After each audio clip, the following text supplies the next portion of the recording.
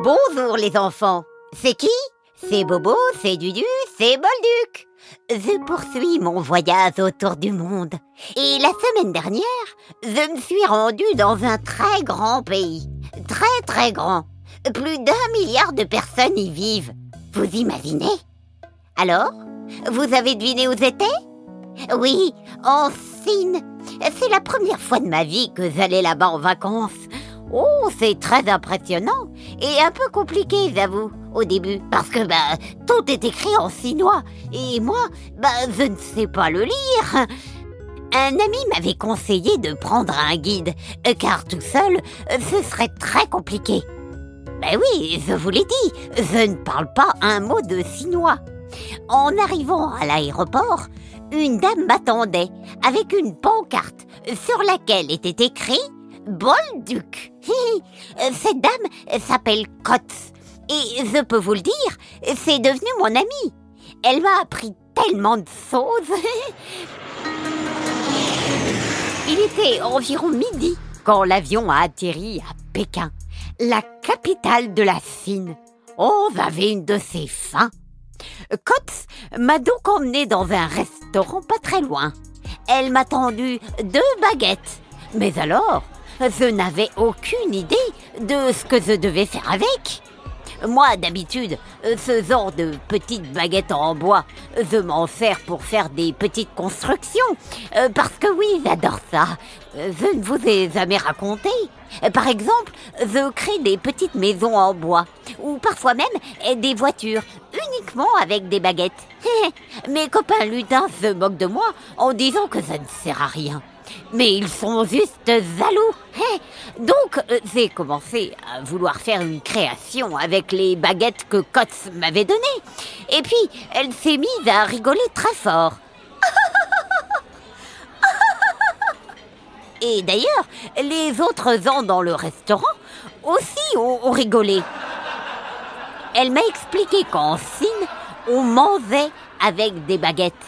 Pas de fourchette, pas de couteau. J'ai trouvé ça très amusant, mais très compliqué. Oh là là! J'ai donc pris des nouilles avec des légumes dans un bon bouillon. Oh, c'était exquis, je vous le dis. Mais alors, j'en ai mis partout. Je ne suis vraiment pas douée pour manger avec des baguettes. Surtout que j'ai même essayé de boire ma soupe avec les baguettes. Et là aussi, elle a bien rigolé. Heureusement, pour la soupe, on prend quand même une cuillère. Bref, Kotz parle français et chinois, le mandarin. C'est comme ça que s'appelle leur langue.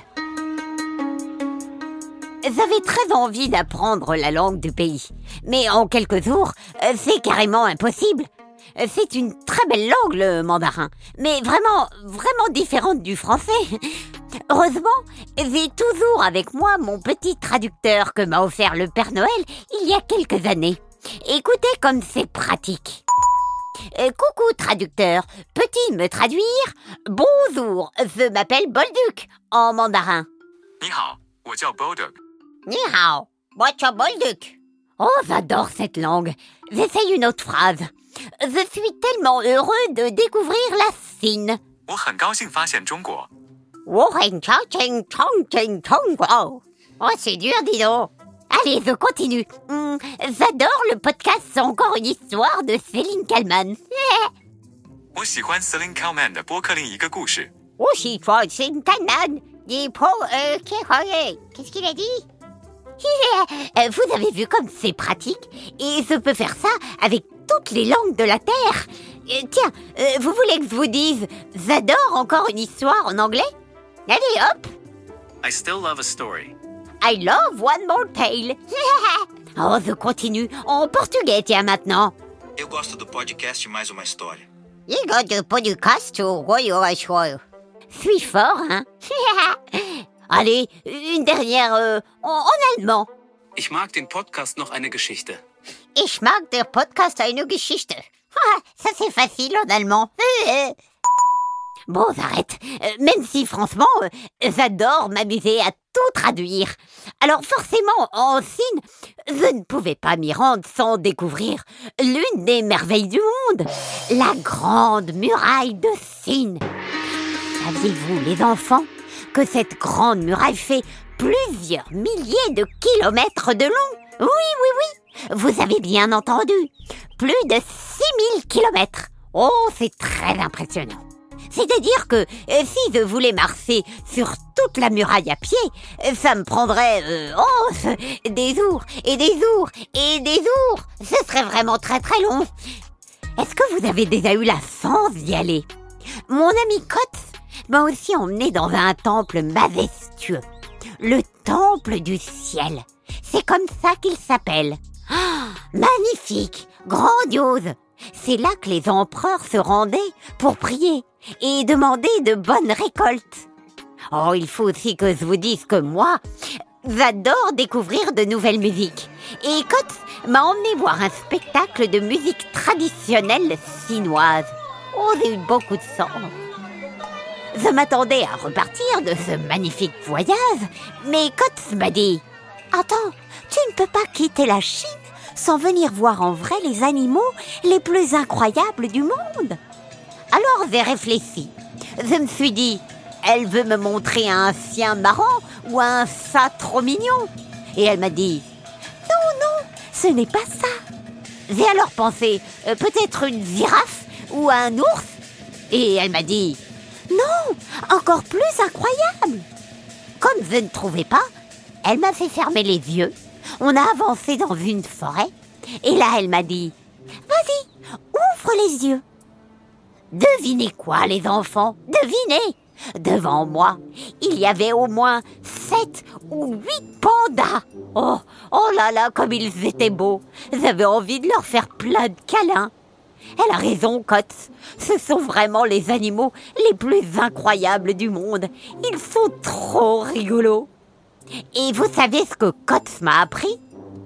Vous savez qu'un panda, ça peut faire jusqu'à 40 kilos de crottes par jour. Oh, c'est beaucoup quand même. Beaucoup de caca. Mais le plus fou, ce n'est pas ça. Certaines entreprises récupèrent ces crottes et en font du papier écologique. C'est pratique. Eh oui, comme les pandas mangent du bambou, quand ils le digèrent, ça produit une substance qu'on peut réutiliser. C'est quand même incroyable, non? Allez, je vous embrasse les enfants. J'ai hâte de retourner en Chine. Mais il faut que je trouve ma prochaine destination. Où est-ce que je pourrais aller, tiens? Vous n'avez pas une idée, vous? Au fait, dites à vos parents de m'envoyer un message sur le compte d'Instagram d'Encore une Histoire pour me donner des idées de pays à visiter. Ok? Je vous fais des gros bisous. C'était Bobo, c'était Dudu, c'était Bolduc.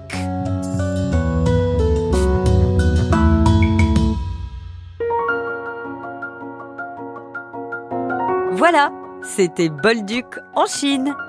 Histoire écrite et racontée par Céline Kallmann. Encore une histoire est un podcast produit par Benjamin Muller et réalisé par Alexandre Ferreira. À très vite les enfants.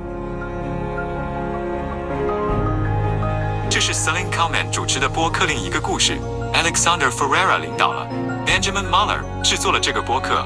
我们吻你。